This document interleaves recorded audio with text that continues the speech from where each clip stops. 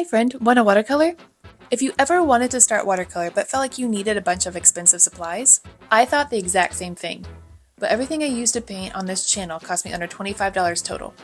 So in this video I'm going to show you exactly what I use, what actually matters as a beginner, and what you definitely don't need to overthink. These are the supplies that I started with 6 weeks ago. There are a lot of videos out there on the YouTube sphere that show beginner supplies, but they're usually from people who've been doing it for a really long time or just professionals suggesting what you want. Or it's like, here's $150 worth of supplies that beginners need, and that just wasn't realistic for me. So here's my painting palette. I got it off Amazon. I'll link the in the description below so you can find it as well. It's got this little palette that you can put your paints in and kind of mix them around. It has like a little color card for swatching. Just very basic. That's all I need though. Then there's a sponge in it. There's a broken pencil sharpener, so that's pretty pointless. It was so cheap. There's an eraser because it came with a pencil as well, and I don't know where the pencil went. I have a 15-month-old, so I have an idea. And a little paintbrush, but the paintbrush was really, really, really bad, so I quickly upgraded to the brush that I'll show you in a second. And then it came with a water brush as well, which I'll have to find and show you, but the basics are, this has been a really great palette for a bunch of 50 different colors. I also have masking tape here to mask off the edges of the painting just for the aesthetic look. I like that. So that's completely optional, but it also helps keep down the painting when it's wet so it doesn't warp.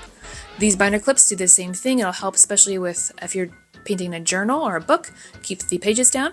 I have my rinse water cup and then a smaller clean water cup to wet clean brushes. And then these are the brushes, this 5 set that I got from Michael's for under $10, and I'll link that in the description below as well. But there are 5 different brushes. I've got this scrubber brush, and then we've got the larger round brush that I use most of the time. We have the smaller round brush, which I use quite a bit as well. Oops, I think it's a size 2. And then it also came with the angular brush with a flat end on it. And then another one I probably use quite a bit as well is this flat, 3/4 flat brush. And I just stuck a paper towel down in it so that if I'm traveling and have to bring my brushes with me and they're still wet, that the paper towel kind of soaks up any of that excess water and doesn't leave it on the brush. And then when I'm at home, I keep them in this little canister. It helps remind me, hey, take those brushes out of the water and don't leave them in there because it's bad for them.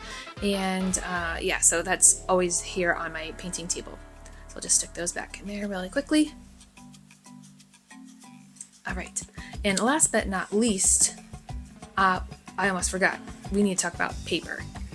So I use cold pressed watercolor paper. I have this from Strathmore because I think her name's the Wandering Gypsy. I'll link to it below, but she has a YouTube channel and does amazing watercolors. She really suggests Strathmore. So I bought the 400-gram Strathmore paper, and it was under $6 at Michael's at the time I bought it.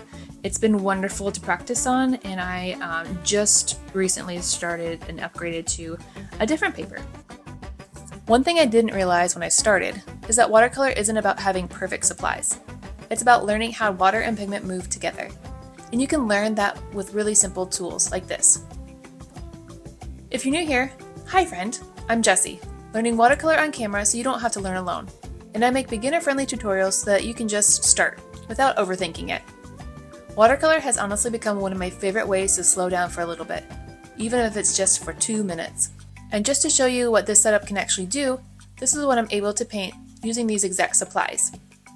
If you've been waiting to start watercolor because you thought you needed all the right supplies first, this is your sign that you really don't.